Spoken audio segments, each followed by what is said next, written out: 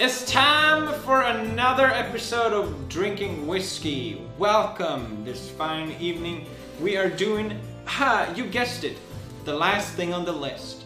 A bourbon. What is bourbon whiskey? Oh, bourbon, that is, well, it's defined by many different things. I'm glad you asked. Generally, the easiest way to tell them apart is by region. Bourbon is American. It has to be, just like Scotch has certain rules, bourbon has rules as well, defined by law. So it has to be at least, I think it has to be more than 51% by corn, distilled by corn. So Scotch is more like malted barley, but you get bourbon, which is distilled with corn. Aged in new charred oak containers, which is what gives it bourbon. It's very distinct, more goldish tone. Gold is not the right word. Brownish. Red? Yeah, red. Bourbon is very nice. Very nice. I've tried all of these, and they are all very nice. This is the first time I actually cheated. I was supposed to record this video long ago, but there was just such immense pressure from you guys to make another one of these episodes. When is the next episode, Felix? I'm dying here. Here we are, finally, with the bourbon. The last of this series. This will be my last. We're gonna start with the Cyrus Noble, which is the most expensive one. Guess how much this one costs? $120. $272, I think.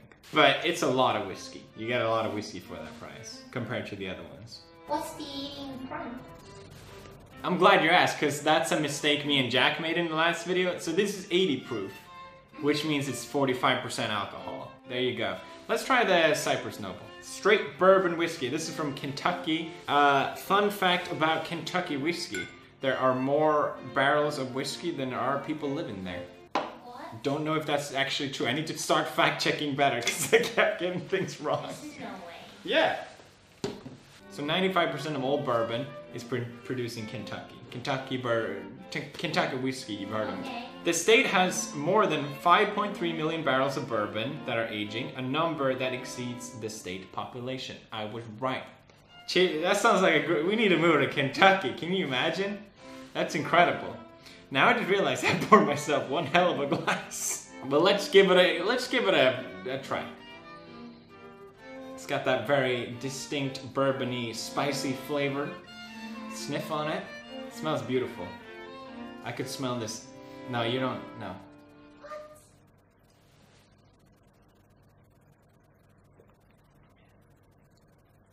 Now, this is exactly how you want bourbon to taste like. I really enjoy this bourbon. It's very nice. The meme is so dead. It's a strong flavor. It's not, unlike Scotch, which has strong, a lot of Scotch have strong flavor, but they don't, but they're usually very smoky. This is that same strong flavor, but without the smokiness. It's more spicy. Yeah. Jefferson's Reserve. It says very old on the bottle. Very old Kentucky straight bourbon. That's the thing with bourbon. Nothing is very old. America is not a very old. There's a lot of stories about the origin of bourbon. Generally, people just agree on that the Scottish people came and they're like, hey, we want to drink something. What do you got here to make some fine whiskey? And they're like, hey, we got corn. And then, I'm just making this up, by the way. This is another Kentucky-based. Kentucky, God bless you. We should go to Kentucky. Sure. It's a very small batch bourbon, aged longer than its staplements for an extra slab of spicy complexity. Very nice. I guess the thing with drinks is that maybe I should just drink it. I actually think I like that one more than. Do you want to smell it? Okay. I think the Cypress is better overall. The flavor in your mouth when you have the Reserve is beautiful, but I'm not sure if I like the kick, the spicy kick that it describes. It is significantly cheaper, but it's also very nice. Can I guess the time? Yeah. 80. I think that's it. Yeah, something 76 maybe. None of the bourbons are very expensive, I would say, compared to the Scotch. Some prices of the Scotch, it's pretty outrageous. 1964, that's when they declared that bourbon was bourbon by state of law. So bourbon is pretty young. They've been making it for a longer time, obviously, but bourbon hasn't been bourbon for more than 100 years at least. Even though they've been making bourbon for more than 100 years. Garrison Brothers, everybody! This is a Texas straight bourbon whiskey. So it's not from Kentucky, huh? Yay. This is the most cowboy whiskey I've seen. And they really try and promote it that way. I think they have a bourbon called cowboy whiskey or something.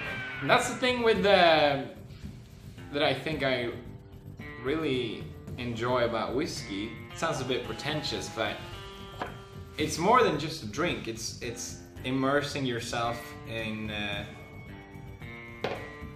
experience. You drink the Lafroig and you imagine yourself in Scotland. You drink some bourbon from Texas and you feel like a cowboy. You know what I mean? Yeah? Whew.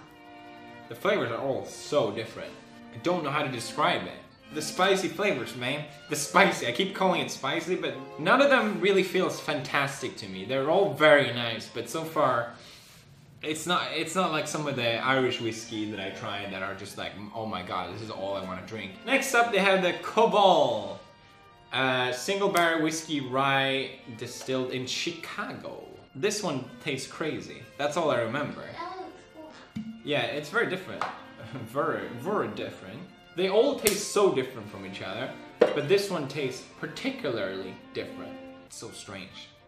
Some bourbon is so strange. I don't even know if this is bourbon. This tastes less, I was just gonna say, this one tastes not as strong as the other ones, but I guess you would disagree. No, it's because I put my nose in it. But I do like it. Obviously, I drank quite a lot from it, but I don't know. Next one I am very excited about. This is 100% straight corn whiskey, so it's not bourbon. Oh, that's the thing I forgot to tell about this one, because this is, or was it this one? I just noticed that there's a difference between Kentucky bourbon and Tennessee bourbon. I think the bottle that I couldn't find was the Tennessee bourbon. And they really try to make themselves their own thing in Tennessee. It seems like they're like, oh, we're not bourbon, we're Tennessee whiskey. And I was like, all right, calm down. This one clearly feels like they took moonshine and marketed it, kinda. They got a freaking wizard on the front of it. I tried this one. It's one of the cheaper ones. It's actually very nice. It's actually really good. As you can see, since it's 100% corn, it's a lot brighter than the other ones. It looks almost like Irish whiskey. This feels like the kind of stuff you would you drink with some ice, maybe. You don't have to be like, oh, did you drink?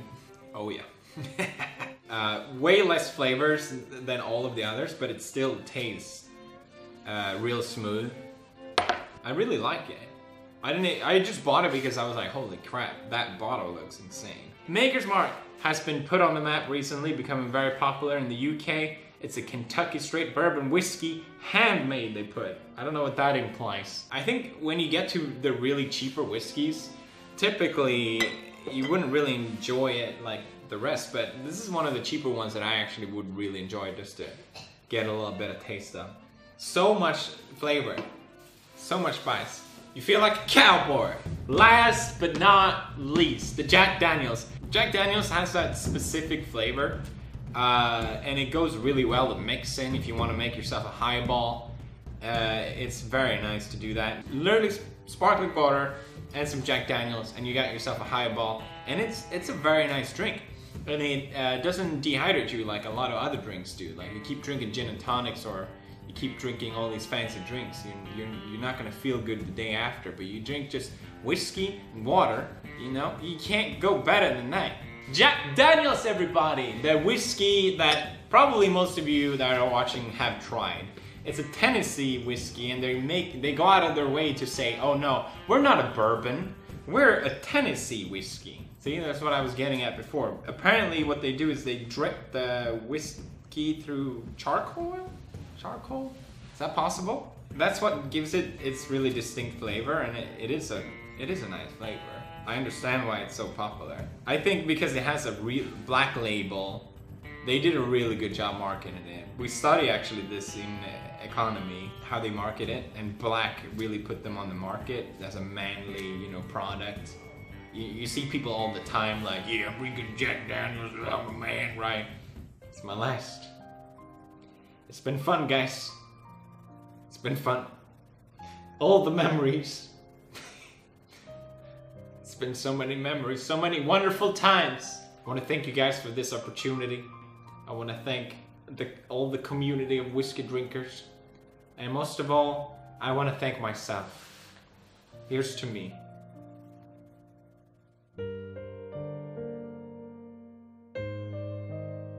That was it. That was all the whiskey. Might do another video if I get enough thumbs up. Can we get this to trending? A final whiskey. Will you laugh at me? You don't think I can get to trending? Challenge accepted, everybody. That was it. Goodbye, everybody. And remember, keep drinking. Safely.